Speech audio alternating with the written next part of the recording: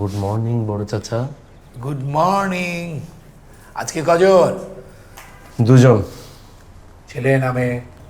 সেটা তো বলা যাবে না বড় চাচা। এই, তোমাকে আমি বলেছি না আমাকে বড় চাচা বলে ডাকবে না?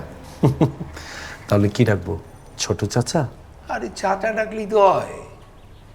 এই বাড়িতে আর কেউ আছে আমি ছাড়া? হ্যাঁ, শুধু চাচা ডাকবে। আমি বুঝতে পারছি না এই ছোট বড় আসলো কোত্থেকে।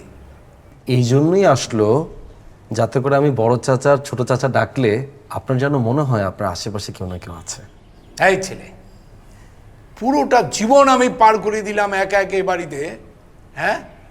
আর তুমি আমাকে এই ছোট বড়র গল্প শোনাতে, হ্যাঁ? আচ্ছা, আপনি কোথায় একা বলেন তো?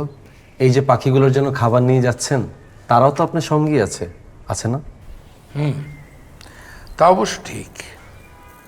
মানুষ মূলত একা, মূলত সে বোঝানোর ভান করে সে একা না, আসলে সে কিন্তু একাই। দারুণ কথা বলছেন। বাকি কথা রাতে এসে শুনবো। এই শোনো, আজকে কিন্তু কচুমুখী দিয়ে ইলিশ রান্না হচ্ছে। আমার জন্য 2 পিস প্লিজ। মোটে মায় রান্ধে না, তরতর পান্তা।